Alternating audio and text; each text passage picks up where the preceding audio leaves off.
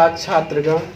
मैं आज सबसे पहले आप लोगों का नींव की ईंट ठीक करने जा रहा हूँ। मैं एक शिक्षक हूँ और मैं ये देखता हूँ कि लोगों में हमेशा वर्णों में गलती होती है। अगर आप वर्ण गलत करेंगे तो उससे बनने वाला शब्द भी गलत होगा और उनसे बनने वाला वाक्य भी गलत होगा और उनसे बनने वाला जो पैराग्राफ है वो भी गलत होगा। तो मैं आपकी नींव की ईंट को अभी ठीक करने जा रहा हूँ। आप ध्यान से देखिएगा। कई बच्चों को हमने देखा है कि ख ऐसे लिखते हैं, कई बच्चों को देखा है कि ख ऐसे लिखते हैं, कई बच्चों को हमने देखा है कि ख ऐसे लिखते हैं। तो ये देखिए, आप ध्यान दीजिएगा, ये ख इसमें और एक ये ख है, लेकिन सही कौन सा है? ये है। ठीक है बच्चों। उसके बाद देखिए, बहुत बच्चों को मैंने अंगा को ऐसे लिखते देखा है, बहुत से बच्चे को ऐसे लिखते देखा है और बहुत से बच्चे को ऐसे लिखते देखा। देखिए, इसको ध्यान से देखिएगा। अगर हम ऐसे लिख दे तो वो ड हो गया। अगर हम ऐसे लिख दे तो ये द्विगुण व्यंजन हो गया। अगर हम ऐसे लिखे तो ये अंगा सही होगा। ये क्या बताए बच्चों? द्विगुण व्यंजन, जिन व्यंजनों का दो गुण होता है। उसके बाद हम आते हैं दंती स पर। बहुत से बच्चों को मैंने ऐसे लिखते देखा है, बहुत से बच्चों को मैंने ऐसे लिखते देखा है और बहुत से बच्चों को मैंने ऐसे लिखते देखा। लेकिन दंती स वास्तव में सही ये होता है, जो एकदम इसके मिडिल से जाना चाहिए। कहाँ से जाना चाहिए? मिडिल से। ध्यान रखिएगा। और बहुत से बच्चों को मैंने ढ ऐसे लिखते देखा है, बहुत से ढ मैंने ऐसे लिखते देखा है और बहुत से बच्चों को ऐसे लिखते देखा। ये क्या है? द्विगुण व्यंजन है। ठीक है। ढ में कोई बिंदु नहीं होता, तो वास्तव में ढ ये सही है। और एक गलती जो मैं प्रायः देखता हूँ वो है ह में।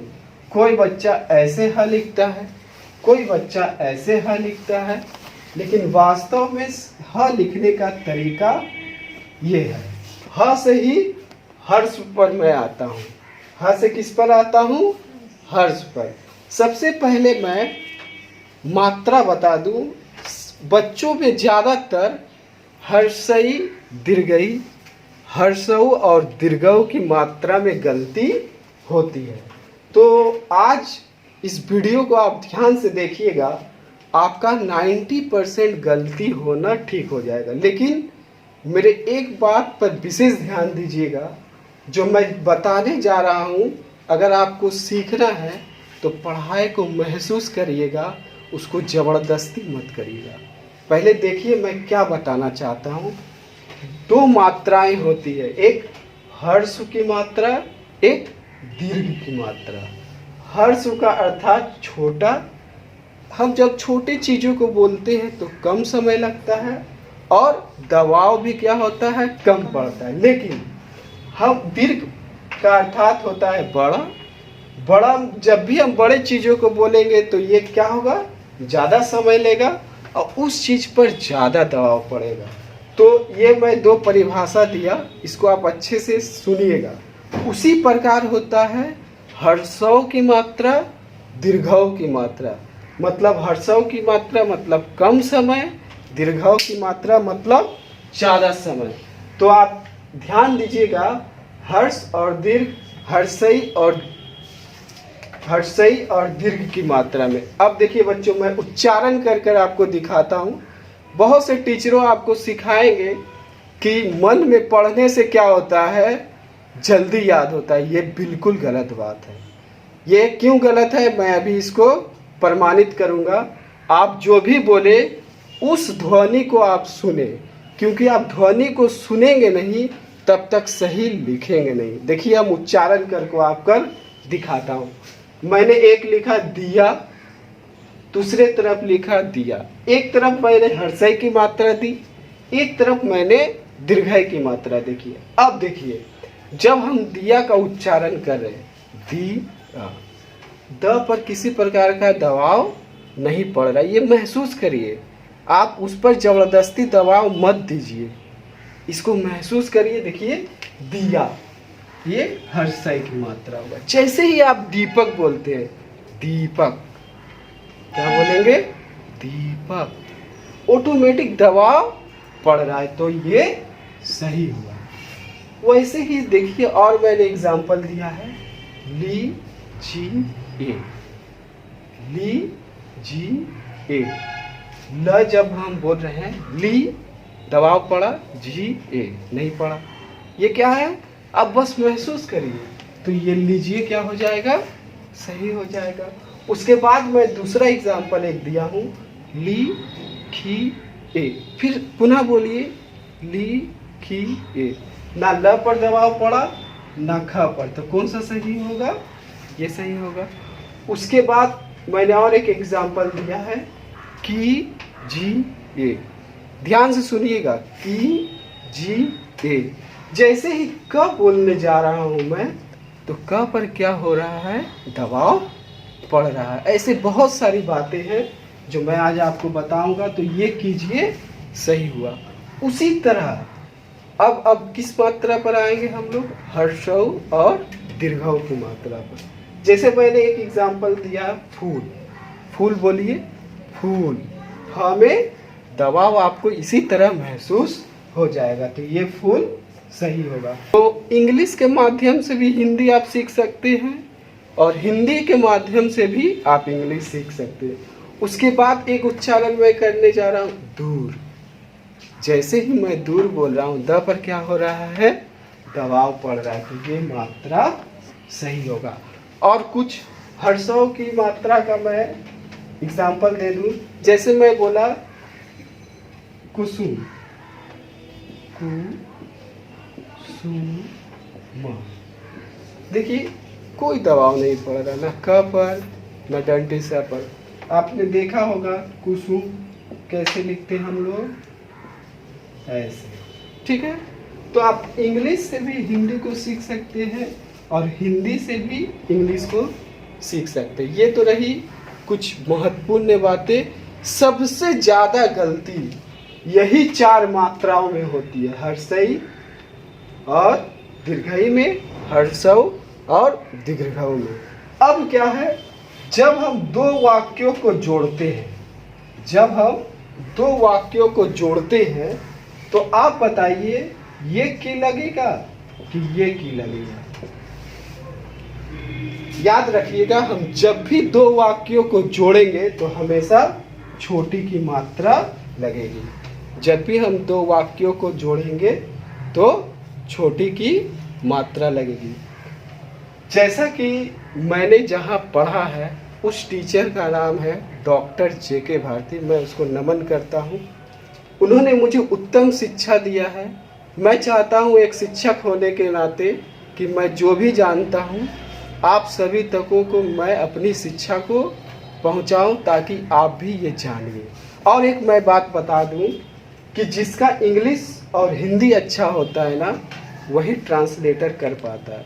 तो मैंने ट्रांसलेटर का कोर्स भी किया है, उसमें भी सिखाया गया हमें कि इंग्लिश को कैसे सही बनाया जाता है और हिंदी को कैसे सही लिखा जाता है।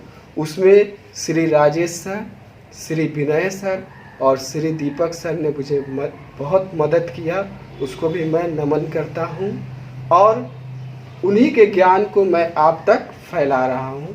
आप भी क्या करिएगा, आप इससे ज़्यादा से ज़्यादा शेयर करिएगा ताकि अधिक बच्चों तक ये पहुँच पाए। अभी तो मैंने जो बहुत बड़ी गलती है उसको बताया, और ऐसी बहुत सारी गलतियां बच्चे करते हैं जो मैं आगे के वीडियो में बताऊंगा। अब क्या है, मैं एक विशेष बात बताने जा रहा हूं। विशेष बात ये है कि हम लोग हिंदी का एग्ज़ाम देते हैं, ठीक है। तो माध्यमिक के बच्चे ये समझ नहीं पाते कि कोई स्टार लाता है, कोई 3rd डिवीज़न आता है, कोई 2nd आता है तो 1st आता है। वो ऐसा क्यों होता है? आखिर क्या बात है कि कोई स्टार आ जाता है और कोई 3rd डिवीज़न आता है, कोई 2nd डिवीज़न आता है? इसका कारण मैं बताता हूँ। सब आप किसी भी विषय को अगर लिखिएगा तो आप किस भाषा में लिखिएगा? हिंदी भाषा में। यदि आपकी मात्रा गलत होगी तो उस भाषा में आपका नंबर कम आएगा। इसीलिए हिंदी को सीखना ज़रूरी है। अब मैं दूसरे पॉइंट पर ये आता हूँ कि मैं ये बताने जा रहा हूँ कि अगर हमको व्याख्या में नंबर उठाना है तो हमको क्या करना होगा। अगर हमको व्याख्या, आपको अगर क्वेश्चन दे दिया जाए कि कोई भी लाइनिंग दिया जाए और बोला जाए प्रस्तुत पंक्तियों की व्याख्या कीजिए, जैसे ही आपको ये बात बोला गया तो आप केवल व्याख्या मत करिए, आप क्या करिएगा, पहले संदर्भ लिखिएगा। संदर्भ का मतलब होता है वह पंक्ति जो है किस पाठ से ली गई है और उसके रचनाकार कौन है। उसके बाद आप क्या लिखिएगा, प्रसंग लिखिएगा। प्रसंग मतलब वो जो आपको पंक्ति दी गई है उसमें सबसे विशेष या खास बात क्या है। मतलब वो जो पंक्ति आप लोगों को दी गई है उसमें सबसे खास बात क्या है, इस प्रसंग में लिखना होगा। फिर व्याख्या लिखेंगे। फिर हम लोग किस पर आएंगे, विशेष। विशेष कोई बच्चे नहीं लिखते, आप लोग जरूर लिखिएगा। विशेष में क्या लिखिएगा, वो जो पंक्ति आप लोगों को दी गई है उसमें किस भाषा में दी गई है, उसमें कौन सा रस है, उसमें कौन सा अलंकार है, उसमें कौन सा छंद है। और आपको ये व्याख्या पढ़कर, जब आपने ये व्याख्या पढ़ा तो आप क्या सीखे, एक विशेषता अपने तरफ से, ठीक है। कौन सी भाषा, कौन सा अलंकार, कौन सा छंद और कौन सा रस, और एक विशेषता आप लिखिएगा। आप 2-3 भी अगर विशेषता लिखते हैं तो बहुत है। ये तो हुआ व्याख्या में नंबर उठाने की बात। मान लीजिए कविता से अगर बड़ा प्रश्न आ जाए तो आप लोग क्या करिएगा, जो नंबर उठेगा। देखिए कविता से अगर बड़ा प्रश्न आता है तो आप लोगों को एक काम करना होगा, आपने कविता को पढ़ा है, जब भी उस पर प्रश्न किए जाएंगे तो आप लोग उस कविता के लाइन को क्या करिएगा, अपने आंसर में ब्लैक पेन से डालिएगा, ताकि टीचर आप लोगों ने ये हाईलाइट किया है, ये टीचर को क्या करिएगा, आप लोग दिखाइएगा। इससे टीचर भी समझेंगे बच्चा ये रटने वाला बच्चा नहीं है, ये समझा है तभी जाकर ये आंसर को खुद बनाया है। ये विशेष कर याद रखिएगा, ये नंबर उठाने का तरीका है। और एक मैं बात बता दूं, मान लीजिए कहानी से बड़ा प्रश्न आ जाए तो क्या करिएगा आप लोग क्या करते हैं, जो नोट्स दिया जाता है बस उसको रटते हैं और लिख देते हैं। आपको एक विशेष काम करना क्या है कि आप कहानी पढ़ लिए, अब उसमें मान लीजिए आपको जो भी इम्पोर्टेंट लाइन लगा उसको ब्लैक पेन से हाईलाइट करिएगा। कोई ईस्वी आ जाए तो उसको हाईलाइट करिएगा, कोई उदाहरण आ जाए या कोई कवि का पुस्तक का नाम आ जाए तो उसको ब्लैक पेन से क्या करिएगा, आप लोग हाईलाइट करिएगा। इससे आपका क्या होगा, इम्प्रेशन बहुत अच्छा पड़ेगा कि बच्चा क्या है, बहुत ही समझदार छात्र है जो और बहुत ही मेहनती है। और एक बात, मेरी तो राइटिंग उतनी अच्छी है नहीं, लेकिन आप लोग क्या करिएगा, जब भी परीक्षा दे तो शुरू से अंत तक अपने राइटिंग को सुधार कर लिखिएगा। अगर आपका राइटिंग अच्छा होगा तो टीचर ऐसे ही खुश होकर आपको नंबर देंगे। तो शुरू से अंत तक अपने राइटिंग को बनाए रखिएगा, तब जाकर आप हिंदी में नंबर उठा पाएंगे। और सबसे बड़ी बात, मात्रा में गलती भूल कर भी मत करिएगा। हिंदी से जुड़ी हुई और बहुत सारी बातें हैं जो मैं आपको नेक्स्ट वीडियो में बताऊंगा। अगर आप लोगों को अच्छा लगे तो ज़रूर लाइक और शेयर करिएगा। धन्यवाद। जय हिंद, जय भारत।